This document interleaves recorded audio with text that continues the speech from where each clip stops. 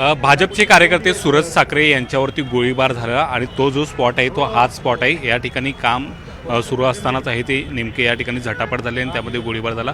प्रत्यक्षदर्शी नेमकं काय सांगतात ते आपण त्यांच्याकडून जाणून घ्या। नेमकं काय घडलं होतं या सगळ्या परिसरामध्ये?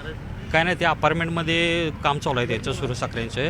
ते घरी जाण्यासाठी गाडीत बसायला गेलेत, तोपर्यंत दोन मुलं आली तिथून आणि त्यांच्यावर फायरिंग केलं आणि गेलेत आणि त्यांच्या मित्राने गाडीत घालून त्या सूरज साखरेंना दवाखान्यात घेऊन गेले। नेमकं इथं काही पावलं दिसत आहेत, तिथं नेमकं काय घडलं होतं? नाही, ते आमचा कॉन्क्रीट टाकला आता, कामगारांची पळापळी या ठिकाणी पाऊस झाला। ज्यावेळी गोळीबार झाला त्यावेळी नेमकं सूरज साखरे कुठल्या अवस्थेत होते? ते खाली पडले की पळून गाडीमध्ये गेलेत? काय नाही, फायरिंग झाल्यावर लगेच ते गाडीतच बसले डायरेक्ट आणि गेले। त्यांना काही गोळ्या लागल्या वगैरे काय? हो, पोटात एक गोळी लागली।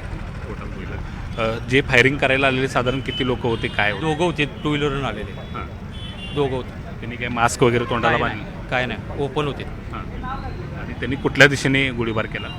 समोरून केला डायरेक्ट। ते गाडीत बसायला गेले त्यावेळी समोरून गोळीबार केला।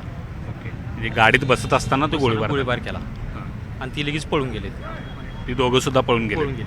ओके, या ठिकाणी पाहायला गेलं तर प्रत्यक्षदर्शी ज्या पद्धतीने सांगतात की या ठिकाणी काम सुरू होतं आणि सूरज साखरे यांचा याच अपार्टमेंटमध्ये आहे तो त्यांचा प्लॉट होता आणि या ठिकाणी काम आहे ते त्यांचं सुरू होतं आणि त्याची तपासणी करण्यासाठी सूरज साखरे इथं आले होते आणि अचानकच या रस्त्याच्या परिसरातून आहे ते याच बाजूनं आहे ते दुचाकीवरून दोघेजण आले आणि थेटपणे ते गाडीत बसत असताना त्यांच्या दिशेने आहे ते त्यांनी गोळीबार थेटपणे केला आणि त्यामध्ये सूरज साखरे यांच्या पोटामध्ये गोळी लागल्याची माहिती आहे ते प्रत्यक्षदर्शी देत आहेत आणि तात्काळ त्यांना रुग्णालयामध्ये त्यांचे मित्र घेऊन गेले। मात्र दुचाकीवरून आलेले दोघेजण आहेत ते तोंडाला त्यांनी कोणत्याही पद्धतीचा स्कार्फ बांधला नव्हता। थेटपणे येऊन त्यांनी सूरज साखरे यांच्या दिशेने आहे तो गोळीबार केलेला आहे अशी माहिती प्रत्यक्षदर्शी देत आहेत आणि त्यामुळे एकूणच या सगळ्या परिसरामध्ये पाहायला गेलं तर दिवसा ढवळ्या गोळीबार झाल्यामुळे आहे ते एकच खळबळ उडाली।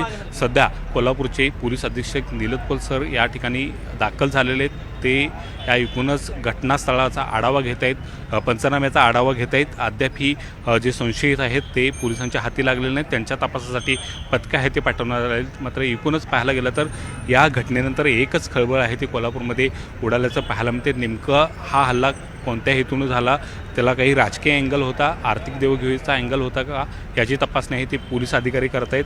खरं तर खाजगी सावकारकी करत असल्याची माहिती आहे ती सूरज साखरे यांच्या मार्फत आहे ते मिळते। ते खाजगी सावकारकी करत होते आणि त्यामुळे त्यांचे अनेकांशी आर्थिक वादसुद्धा होते, आर्थिक व्यवहारसुद्धा होते आणि त्यातून हा हल्ला झाला का, जी माहिती मिळते त्या माहितीनुसार जे हल्लेखोर होते ते त्यांच्या परिचयाचे होते, संबंधित होते अशा पद्धतीची सुद्धा एक माहिती मिळते आणि त्या अनुषंगाने सुद्धा आता पोलीस या सगळ्या घटनेची पडताळणी करतात। मात्र राजकीय कार्यकर्त्यावरती हल्ला झाल्याने एकच खळबळ कोल्हापूरमध्ये उडाल्याचं दिसून येत आहे।